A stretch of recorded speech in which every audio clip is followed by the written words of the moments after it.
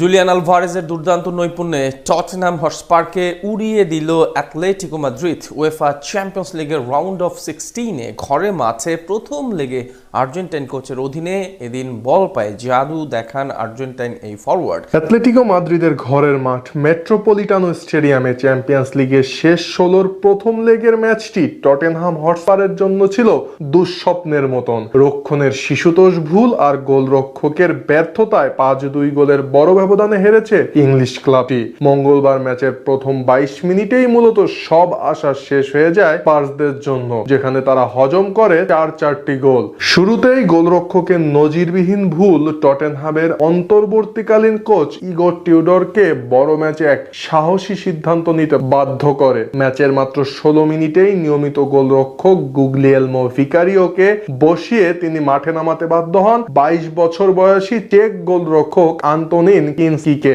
আর গত অক্টোবর থেকে মাঠের বাইরে থাকা এই তরুণের অভিষেকটাও ছিল বেশ ভয়াবহ। ম্যাচের মাত্র 6 মিনিটের মাথায় অল্পে আদেমোলা লুকম্যানের পাস থেকে মার্কো সিওরেন্তে গোল করে অ্যাটলেটিকোকে এগিয়ে নেন। 16 মিনিটে মিকি ভন ডিভেন পিছলে পড়ে গেলে বল পেয়ে যান অ্যান্টনি গ্রিজম্যান, যা থেকে তিনি করেন দলের দ্বিতীয় গোলটি। এর ঠিক 1 মিনিট পর বল পেয়ে ফাঁকা জালে বল জড়ান জুলিয়ান আলভারেজ। আর 17 মিনিটের মধ্যে 3-0 ব্যবধানে পিছিয়ে পড়ার পর কোচ টিউডর নিরুপায় হয়ে কিনস্কিকে তুলে ভিকারিওকে মাঠে নামান। মাঠ ছাড়ার সময় অ্যাটলেটিকো সমর্থকরা উপহাসের করতালিতে বিধ্বস্ত এই গোলরক্ষককে বিদায় জানায়। ভিকারিও নামার পর একটি দুর্দান্ত সেভ করলেও ফিরতি বলে হেডে গোল করেন রবিন লে নরম্যান্ড। ফলে 22 মিনিটের মধ্যেই 4-0 ব্যবধানে পিছিয়ে পড়ে টটেনহাম হটস্পার। 26 মিনিটে রিচার্লিসনের সহায়তায় পেদ্রো পোরো একটি গোল শোধ করে কিছুটা প্রতিরোধ করার চেষ্টা করেন। আর এতেই 4-1-এর লিড নিয়ে প্রথমার্ধ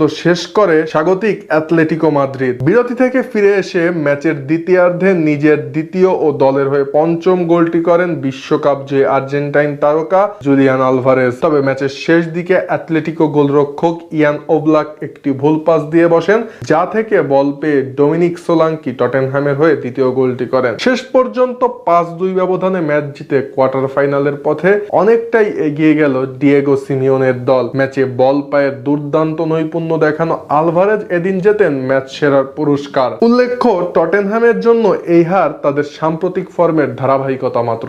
সব মিলিয়ে এটি তাদের টানা 6ষ্ঠ পরাজয়। আর থমাস ফ্র্যাঙ্ককে সরিয়ে ইগোর টিউডরকে দায়িত্ব দেওয়ার পর টানা 4 ম্যাচে হারলো তারা। প্রিমিয়ার লিগে বর্তমানে 16 নম্বর অবস্থানে থাকা দলটির সামনে রেলিগেশন এড়ানোই এখন প্রধান লক্ষ্য হয়ে দাঁড়িয়েছে। ম্যাচ শেষে দলটির কোচ টিউডর জানান, তাদের মূল মনোযোগ এখন চ্যাম্পিয়ন্স লিগের চেয়ে প্রিমিয়ার লিগে টিকে থাকার দিকে।